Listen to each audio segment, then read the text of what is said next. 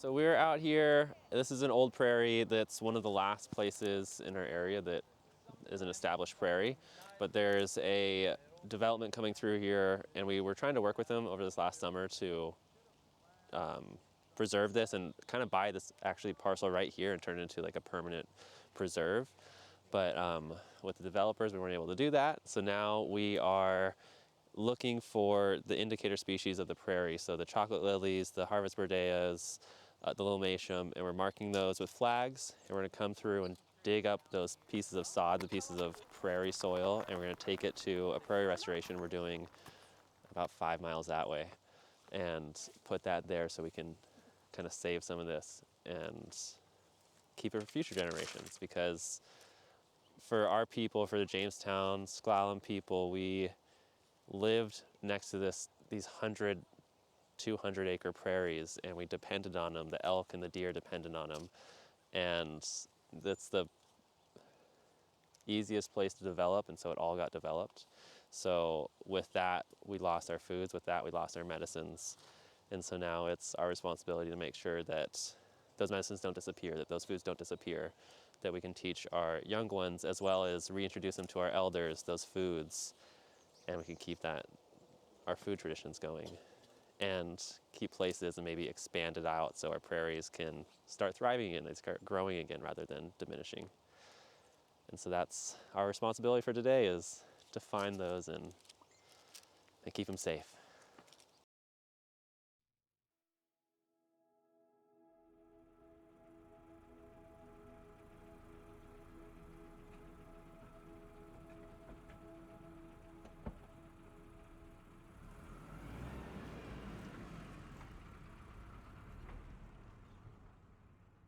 Ich Austin these ayut pastuelis chastisticum S'Klallam.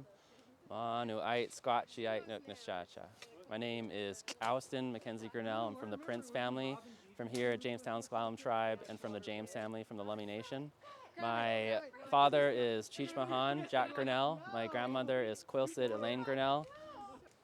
And it's all of my family, all my ancestors that brought me here, that has taught me all this. You know, as I walk out in the woods and harvest or go out in the prairie and start weeding and things like that, I not only learn from the land itself, from the plants, but I also learn from my ancestors who left their knowledge here, who speak to me through my dreams or through my actions. It's like, why did I just instinctively harvest this? Why did I instinctively just give this a bite? You're like, oh, just a little nudge, and yeah, so that's who I am, and that's why I'm doing this.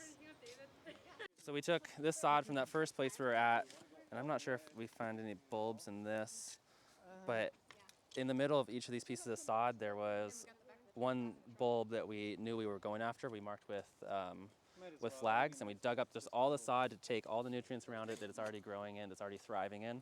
We brought it here because over there we've been destroyed. Here we can save it, we can let it spread, we can let it grow, and we're planting it. Around it, we're gonna put some mulch to kind of keep back these invasive species and create a thriving prairie. But with the loss of language, we lost a lot of our plant names, so we don't know what this is called in S'Klallam. But we know how to eat it, and we know how to harvest it, and how to transplant it now. It's called rice root because it's kind of like a little flying saucer, but then it has these little balls next to it. And traditionally, as you dig it up, you dig it with a digging stick, and you get under here with your digging stick and you pull it up, and as you pull it through the dirt, all these little balls fall off, and they each in turn grow into another root that you can eat. So this root has evolved with our ancestors, being in a symbiotic relationship, being a co-dependent, where this can grow by itself, but then it starts thriving when, the indigenous people of the land, when the S'Klallams start coming back and harvesting this, it'll start growing more, start spreading and having a better, more full community. And there's a lot of these bulbs, a lot of prairie plants that do this, that when they're dug, they thrive. And when people are removed from it, or like over the last 200 years, now our prairies don't exist. Now there's 1% of our prairies left. Or, like our big meadows and our big berry gathering areas in the mountains, when we're removed, they start deteriorating. But now we're reintroducing ourselves. We're taking back that responsibility to be a part of this landscape. And there's elders have always gone out there, but now I guess I'm taking back that responsibility, and I'm teaching as many people as I can um, to learn from our elders while we still have them.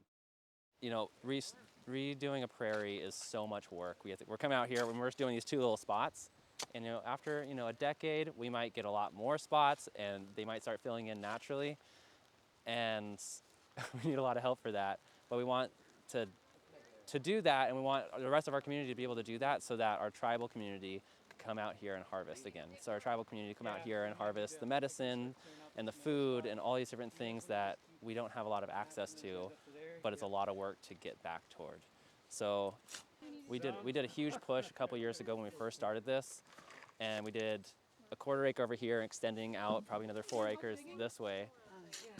And we just threw a bunch of seed down, and we haven't really come back until now.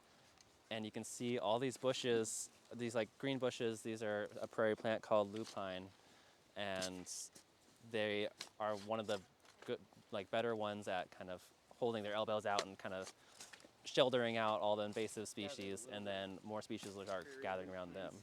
Yeah, so this has been just such rewarding work, being able to work with our prairies and learn from our elders and our youth and the land, because there's so much to know, but it just really takes the time to get out here, the time to learn. And with our community here, it just makes it fun. All day we just kind of joking around, and especially digging this ground was so much easier, so it makes it a lot more fun.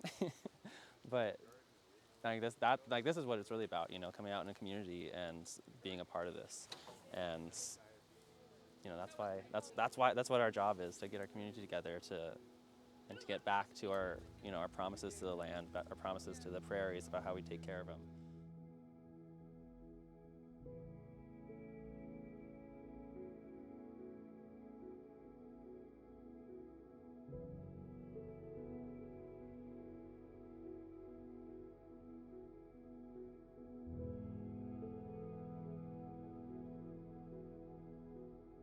Everybody is here is go talk to your elders while you have them here, go talk to your aunties and uncles and your parents, but go do that. And then also go out and do something like this with them, bring them out and create these memories and create tighter bonds and a tighter community.